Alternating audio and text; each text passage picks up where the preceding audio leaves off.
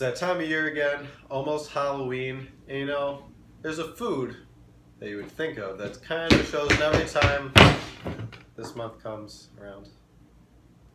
Pumpkins. Pumpkins. Freshly picked pumpkins.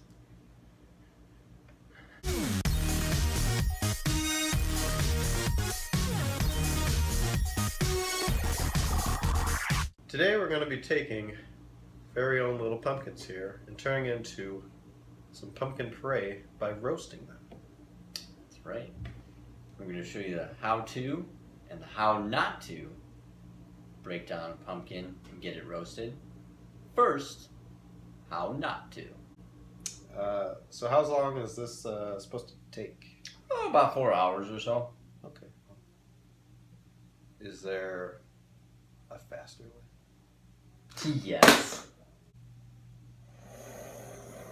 Ooh. And now, how to.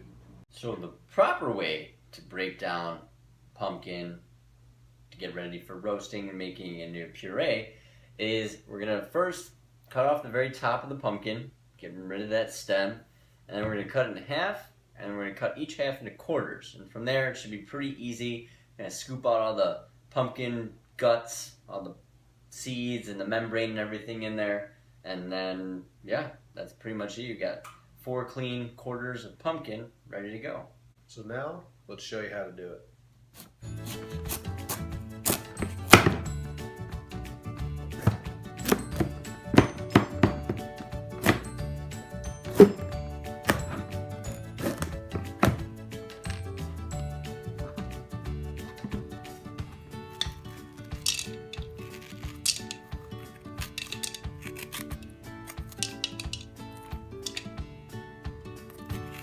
We got our 2 little pumpkins quartered up and on a baking sheet. The oven is sitting at 350 degrees and they're going to be in there for 45 minutes.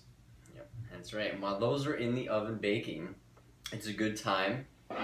If you like pumpkin seeds, you know, while you're gutting the pumpkins that you just cut up, save the guts, the pumpkin, the membrane, all the seeds in there, and just kind of clean them up. Get the seeds separated from the membrane and everything, rinse them all off, and then kind of let them dry out for a little bit. Maybe make yourself some delicious pumpkin seeds on the side. So we have our pumpkin out of the oven now. It's fork tender, which is what you're looking for, and the skin's a little bit darker now and it's a little bit looser. That will help us remove the skin. You can either try to peel it off if it's loose enough, or try to get a knife in there and kind of just shimmy it off. Whatever's clever. At this point though, we're going to have our pumpkin meat removed from the skin. And then at this point, we're going to like mash it all together, kind of puree, get that puree process going. A couple different ways of doing it, but definitely you don't want to start with all of the pumpkin at once and trying to wrestle all that into a big puree.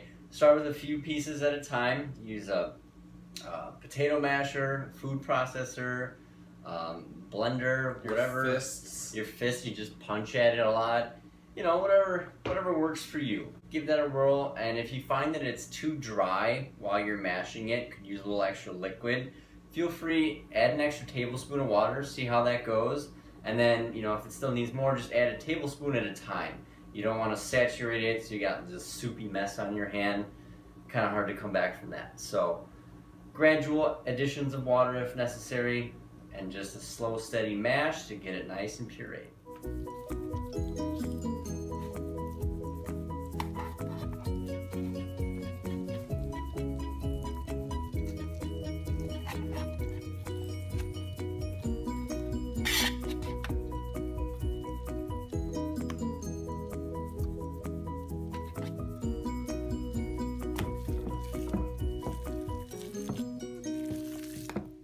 Pureed pumpkin, it's all done, and now you can kind of do whatever you want with it. Now that it's here, nice and fresh, straight out of the pumpkin, we suggest you throw it into something that you're cooking or baking. Maybe some pumpkin bread, some pumpkin muffins, or you can dress it up with some nutmeg, cinnamon, a little brown sugar, some butter, have a little side dish, whatever you like. And if you choose not to use it right after you break down your pumpkin, go ahead and just freeze it, put it in an airtight container, and save it for the future. The next day when you're feeling a little pumpkin.